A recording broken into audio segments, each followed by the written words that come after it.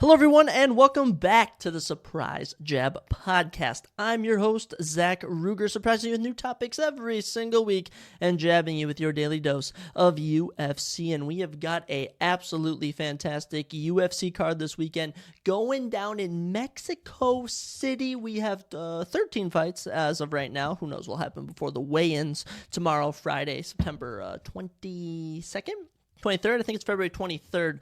The weigh-ins will be going down. That should be Friday. Going to be an absolutely massive card. Some big implications in the main event and co-main event. When we're talking about title shots, we're going to be covering all of that to round out this episode as well. Checking out some new UFC news, going through the 48 Laws of Power, checking out the PFL. They have an event going down in Saudi Arabia.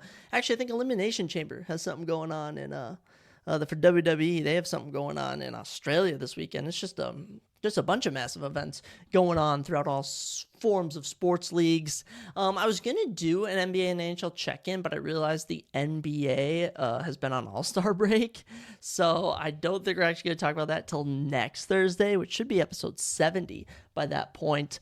So yeah, we'll save that for next week. And our surprise topic for this week, for this episode, is we are going to be looking at the mysterious, what could this be, what even is this, of Scientology. That is right, Scientology. I know some people see the buildings, they think of Tom Cruise as a celebrity, the weird things all about it. We are going to be taking a look at what is Scientology. I don't know, I figured it'd be something fun, something to look at. Let's not waste any time. Let's get right into today's episode. And of course, let's start things off with some new UFC news, a look at the rankings, and there hasn't been necessarily a lot, but there's been more than a Monday since we last talked. There's been some fight announcements. Of course, we all know Alex Pereira, your current light heavyweight champion, will be taking on your number one ranked light heavyweight Jamal Hill, former champion who had to vacate the belt due to injury. And it was just revealed that Alex Pereira was actually offered this fight for 301, UFC 301, going down May 4th in Rio de Janeiro, Brazil, which is what everyone was expecting. Even Jamal Hill mentioned they were training for that May date, but the UFC offered them a lot of money to main event UFC 300, which means they actually ran out of their planned main events. They actually ran out of main events, so they had to push these guys to step up a month earlier to take this fight. So kudos to both of them, but I just figured it was interesting that Alex Pereira shared that he was offered 301, accepted 301, but then they came back literally the day before the announcement was made and offered them to fight at UFC 300. Alex Pereira, also your current, of course, light heavyweight champion, has just signed a new 8-fight deal with the UFC, so you're going to be seeing Alex Pereira at least 3 to 4 more years. I mean, maybe even 5. Excellent stuff. Excellent stuff. He's a great champion. Such a fun add on the roster. And yeah, very much pumped for UFC 300 going down April 13th. We've had a couple of fights announced in the past few days, one of which for UFC Atlantic City going down March 30th in, of course, Atlantic City, New Jersey, between featherweights Pat Sabatini and Nate the Train Landwehr. Pat Sabatini, not too many notable wins. Out of his 18 victories, though, I think like 13 of those are by submission. He's absolutely talented in that regard. Always been on the verge of the rankings of sorts. His opponent, Nate the Train Landwehr, I mean, notable fight of the nights. Notable performance of the nights.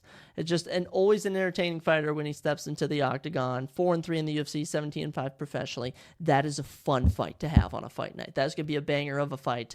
And this fight could go to the ground, could stay on the feet. Wherever it goes, going to be entertaining.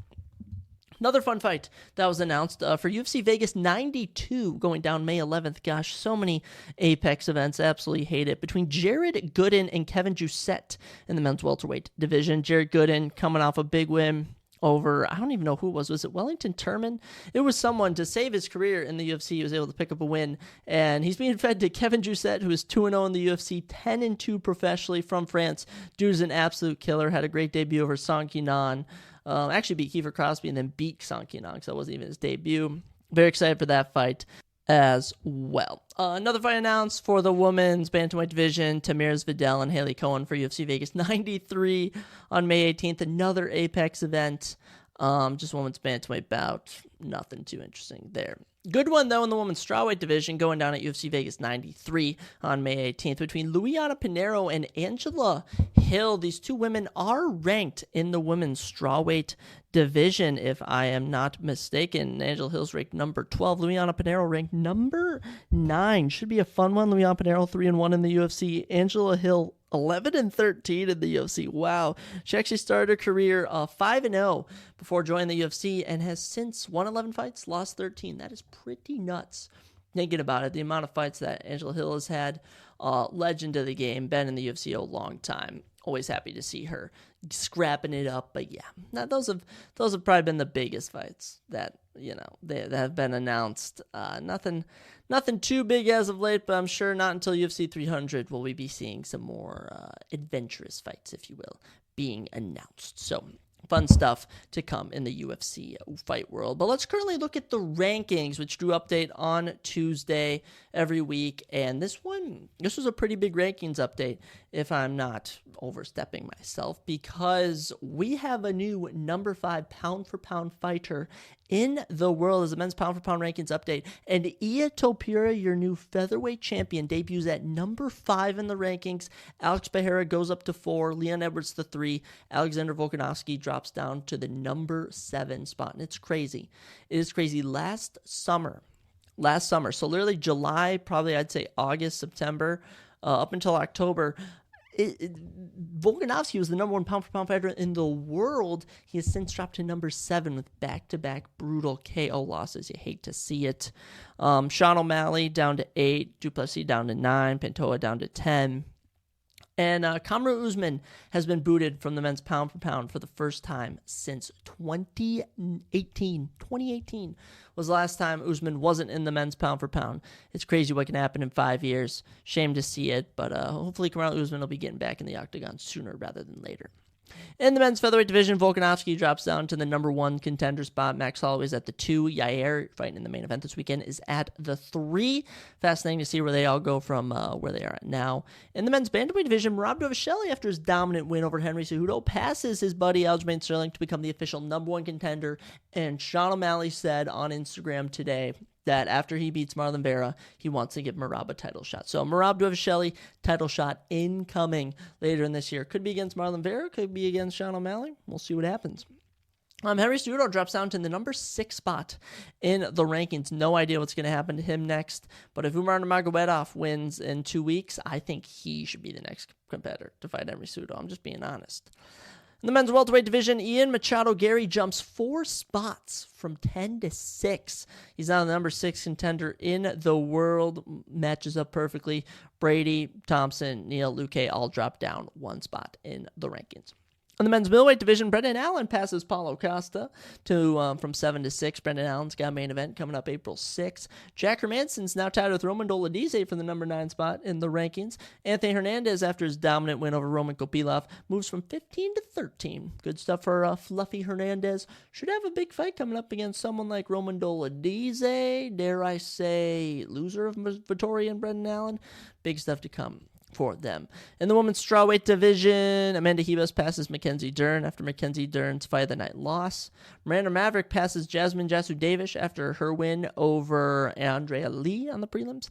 And Marcos Rogerio de Lima passes Rodrigo Nascimento after his dominant win over Junior Tafa. Lots of implications, but the biggest obviously that Ilia Topuria is now the number 5 pound-for-pound fighter in the world.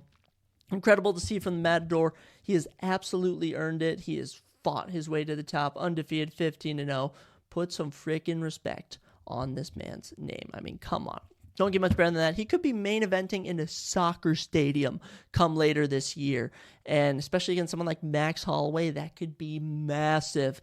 Very much excited for that fight. But that's all the UFC news that I've got. I think there were a few fights that moved around, like Alonzo Medfield and Carlos Ulberg. Supposed to be a big light heavyweight fight at Atlantic City, March 30th. I think it's moved to like April or May or something like that. May 11th even, something like that.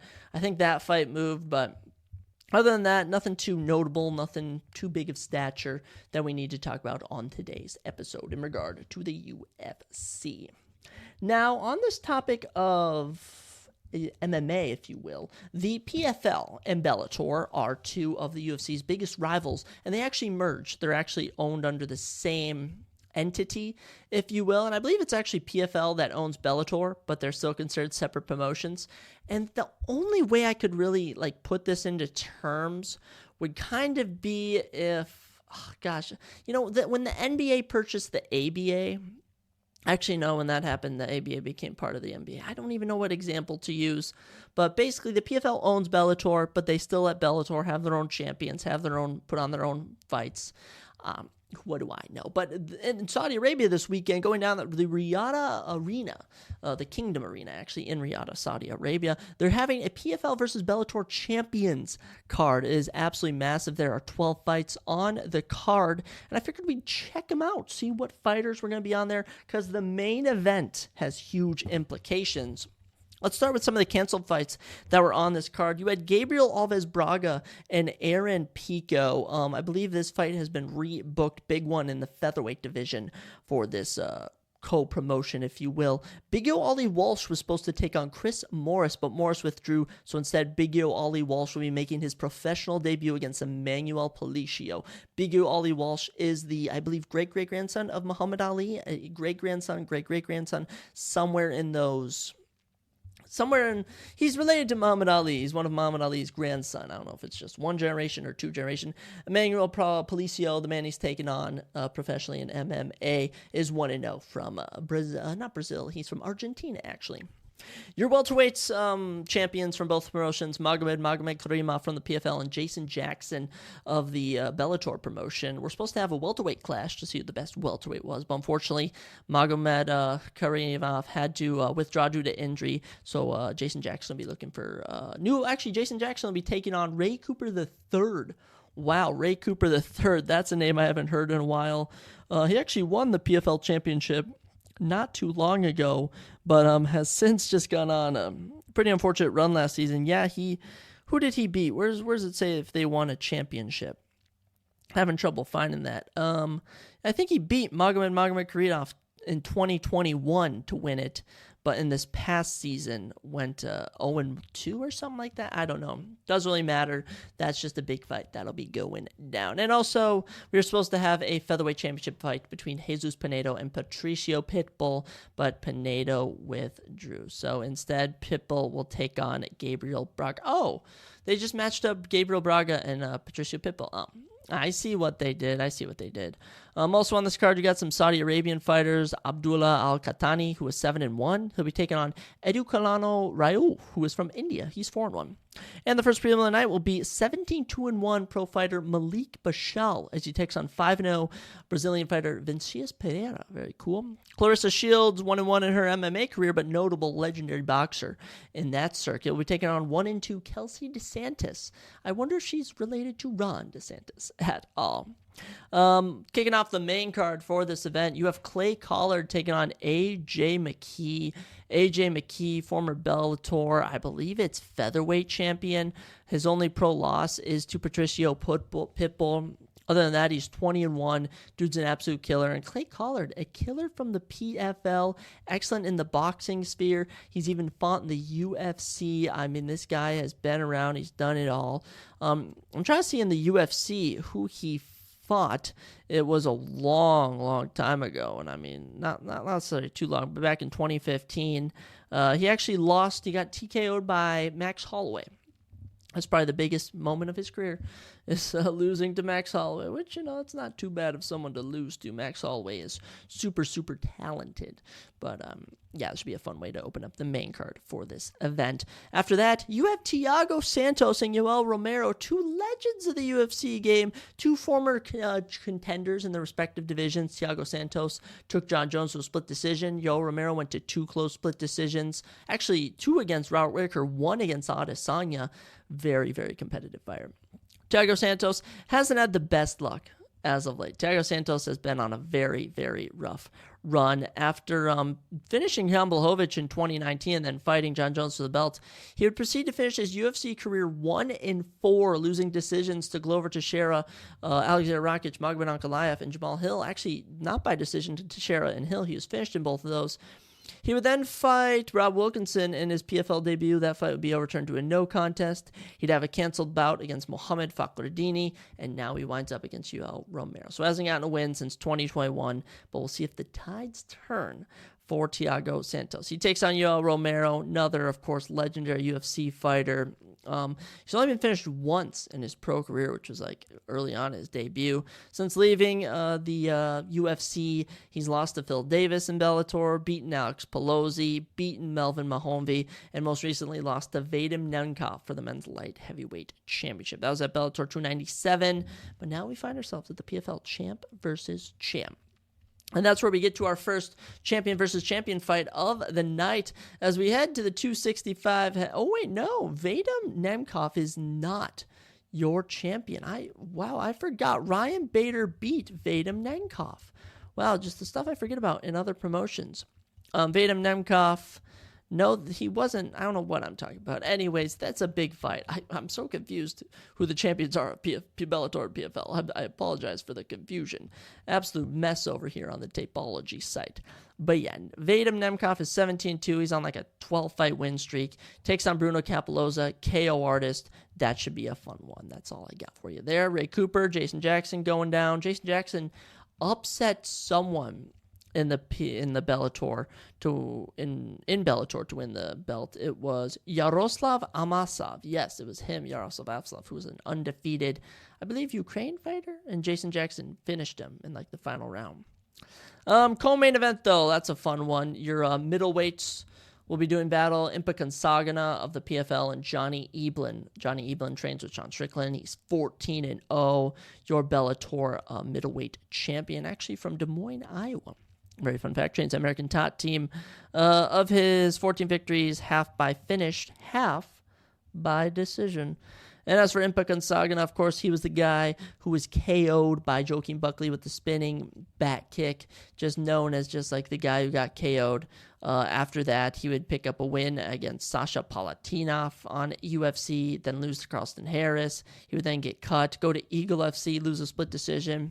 After that, though, went to the ex-MMA promotion, got a round one knockout, joined the PFL, round one knockout, wins a decision, wins a triangle choke, gets a TKO, and in the championship beats Josh Silveira by unanimous decision. The just career turnaround for Impa Kansagana is absolutely amazing. He is the pure determination of never give up. So excited for that fight. I don't know. It's going to be a tough one. Johnny Eblin's a killer. Impa Kansagana's got heart. We'll see what happens. But the biggest thing, the biggest event, the biggest fight, I should say, on this whole card is Renan Ferreira, Ryan Bader in the main event. This one is going to be a fun one. Going to be a fun one. Your heavyweight champions from the Bellator and the PFL promotions. And the winner who was announced will be taking on Francis Ngannou later in the year after Francis Ngannou boxes Anthony Joshua. Coming up in March, I believe. This fight will be massive implications. Renan Ferreira, knockout artist, 12 wins to his career, 10 of those by knockout. Hasn't lost since 2022 in August. Been on absolute spree. 3 straight knockouts in the PFL. Amazing stuff. As for Ryan Bader, legend Ryan Darth Bader, funny nickname. 31-7 is his professional record. How old is he? He is 40 years old. Wow, that boy is old. 15 decisions, too. A lot of decisions. He actually last beat Fedor Emelianenko at the start of 2023. TKO'd him in round number 1. That's pretty crazy. Guy used to fight in the UFC, if I'm not mistaken. Didn't he fight Daniel Cormier back in the day? Yeah, he actually lost to Glover Teixeira, lost to Anthony Joshua, lost to Leo Machida, lost to John Jones. Ooh, that's pretty crazy. Think about it. He lost to John Jones. That was back in, how far ago was that? That was a long time ago. I don't know. Let's not spend any more time on the PFL and this Bellator card. I mean, it's all right. It is what it is. Doesn't really earn too much of our time. We're a UFC fan page over here. We're a UFC fan page. We don't got time for any of that other nonsense of whatever. whatever else goes on. We have more important things to look at, such as obtaining power. That is right. I don't even have to segue. You already know what I'm about to get into if you've been following our little series here. As we've been reading the 48 Laws of Power, an amazing book, teaches you how to get power, just how to be on the lookout for people trying to get power. There's certain certain laws you can put into effect to just get people to work with you, if you will, follow what you say. In a sense, I don't really want to use the word manipulation, but it's all about obtaining power. We got three new laws this episode. Last two, I think, have only been two. That's right, we're up to 3 laws for this episode. Gonna be a fun one. They're all of importance. Let's not waste any time. Let's get right on into it. Starting off with law number 37 of the 48 Laws of Power, which is create compelling spectacles. Striking imagery and grand symbolic gestures create the aurora of power. Everyone responds to them. Stage spectacles for those around you, then full of arresting visuals and radiant symbols that heighten your power. I don't know what that then was in there for, but dazzled by appearances, no one will notice what you are really doing, which is obtaining power. The example they used was basically this guy named Dr. Wenzleiter, who was a doctor from Berlin, and he made people think that he could use the moon to heal them, and he had a special way of doing this in his office, if you will, in his facility, his hall, wherever he did his stuff, where he would have the moon reflect down as he performed whatever stuff he did, and he made people think that, hey, he used the power of the moon. And that wasn't actually the case. He just knew how people work. He didn't really know anything about medicine at all, and he was able to acquire a lot of wealth and power in his little Berlin village, which I find very, very fascinating. Some of the keys to this are using words to plead your case is risky business. Words are dangerous instruments and often go astray. The words people use to persuade us virtually invite us to reflect on them with words of our own. We mull over them and often end up believing the opposite of what they say. Tell me that hasn't happened to you. It also happens that words offend us, stirring up associations unintended by the speaker. However, the visual short circuits the labyrinth of words. Okay, so the visuals that you use will short circuit the labyrinth of words. It'll go past them, okay? It strikes with an emotional power and immediacy that leaves no gaps for reflection and doubt. Like music, it leaps right over rationale, reasonable thoughts. So imagine that moon doctor trying to make a case for his medical practice. He's just trying to convince people by telling them about the healing powers of the moon and about his own special connection to an object in the sky. Fortunately for him, though, he didn't do that, and he instead showed people the moon. He made them think that he was using it, okay? Understand, words put you on the defensive. If you have to explain yourself, your power is already in question. The image, the spectacle, on the other hand, imposes itself as a given. It discourages questions, creates forceful association, resists unintended interpretations, communicates instantly, and forges bonds that transcend social differences. Words stir up arguments and divisions. Images bring people together. Think about a painting, for example. Paintings bring people together. I am definitely someone who can go to an art museum and really appreciate the works of art that I'm seeing presented to me. The symbol has the same force, whether it is visual, which is like the statue of something, or a verbal description of something visual. Okay, the symbolic object stands for something else, something abstract, all right? Now, there are some steps, there are some certain things you need to be aware of when you're trying to create your spectacle. The first step in using images is to understand the primacy of sight among the senses. The primacy, just how much more sight is than your other senses. Before the Renaissance, it had been argued sight and other senses, taste, touch, and so on, operate on a relatively equal plane, but since then, the visual has come to dominate the others, and that is the sense we most depend on and trust. I mean, think about, seeing is believing. That is the quote that goes right along with this law. Seeing is believing. Hearing is not believing, okay? And also, never neglect the way you arrange things visually. They always have to be arranged. Factors like color have an enormous symbolic renaissance. There's this con artist named Yellow Kid Whale who actually created a newsletter talking about phony stocks that he was going to sell, and he called it the Red Letter Newsletter, and he had it printed in red ink. Despite being costly, it ended up paying off, and a lot of people responded to it. The visual can contain great emotional power. The Roman Emperor Constantine worshipped the sun as a god for most of his life. That's right, the sun. But one day, though, he looked up at the sun and he saw a cross superimposed on it. And the vision of the cross over the sun had him change himself to Christianity, and he actually turned the Roman Empire Catholic after that, which, that's pretty crazy if you think about it, if that's true. And the most effective out of all this is a combination, a fusion of images and symbols that have never been seen together. The creation of these new images and symbols out of the old ones, it almost has a poetic effect because viewers associate, them with a sense of participation. Like, I've seen that before. I feel like I'm a part of this. Visual images often appear in a sequence, and the order in which they appear creates a symbol, okay? The first to appear, for instance, symbolizes power. The image at the center seems to have central importance. This is near the end of World War II. Orders came from General Eisenhower that the American troops were going to walk their way into Paris after they liberated them from the Nazis. But the French general, Charles de Gaulle, however, realized that this sequence would imply that the Americans now commanded the fate of France. Through much manipulation, he was able to have his 2nd Armored Division of French soldiers walk first, and it just commanded power. And this visual association is what was crucial to the France feeling like they were independent of the world as it was. Things always change in this game of symbols, a game of spectacles. It's probably no longer possible to pose as a Sun King anymore. Or they give this example of Diana. She was this prince who basically acted like she was some deity of goddess from Rome, and she was able to convince the king that she should always stay with him or whatever, a younger king. It was a very interesting story. I chose not to use it because it was very weird, but she basically created this symbol of herself as being something more than normal. You can make your own mythology out of figures from more recent history, because more people, they're people who are comfortably dead but still powerful enough in the public eye. Maybe someone like Michael Jackson, Prince, if you will, the Queen. Using symbols also has a courtier-like effect. We've talked about the courtier, since they are often gentler than brutish words. The psychotherapist Dr. Milton H. Erickson always tried to find symbols and images that would communicate to the patient in ways that words could not.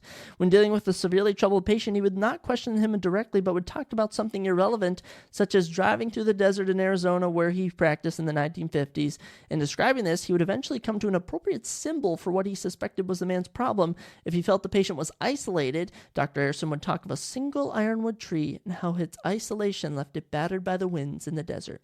Making an emotional connection with the tree as a symbol, the patient would open up more readily to the doctor's probing. And that's not maniacal at all. That is just an excellent tool used by therapists. You have to think, if you can, I certainly try and do this. I probably need to work more on it. But I certainly try and draw comparisons from things in life. I always try and find the good in things, I wouldn't want to use this law for evil, okay? Using this power of symbols as a way to rally and unite your troops or team, that's a very powerful thing. Here's an example. During the rebellion against the French crown in 1648, those loyal to the king disparaged the rebels by comparing them to the slingshots, which are, in French, it meant little boys, these slingshots, they were used by the little boys to frighten the big boys, so that David Goliath type thing. And the cardinal decided to turn this disparaging image into the rebel symbol, and the uprising now became known as the Fronde, which is the term for the slingshots, and the rebels became known as Frondiers. They began to wear sashes in their hats that symbolized the slingshot, and their word became their rallying cry, and without it, the rebellion might well have withered out, whatever the key word is. You always have to find a symbol to represent your cause. The more emotional associations, the better. The best way to use images and symbols is to organize them into a grand spectacle that awes people and distracts them from unpleasant realities. This is easy to do. People love what is grand, spectacular, and larger than life. Think about that. John Cena, The Rock, 2012, WrestleMania 28, larger than life. Appeal to their emotions, they will flock to you in your spectacle. Hordes, in their hordes, they'll flock to you. The visual is the easiest route to their hearts. Here's the authority from Niccolò Machiavelli. The people are always impressed by the superficial appearance of things. The prince should at fitting times of the year keep the people occupied and distracted with festivities and spectacles. There is no reversal of this law. No power is made available by ignoring images and symbols. Okay? And think about that. They put on the Super Bowl. They put on the World Series. Sports do this all the time. We have elections. We have so many grand spectacles. And they go right over people's heads, even my own at times. If you want to get people to follow you, if you want to take some power, you guys should put together some spectacles. That was only Law 37. Law number 38 states, think as you like, but behave like others. This is a good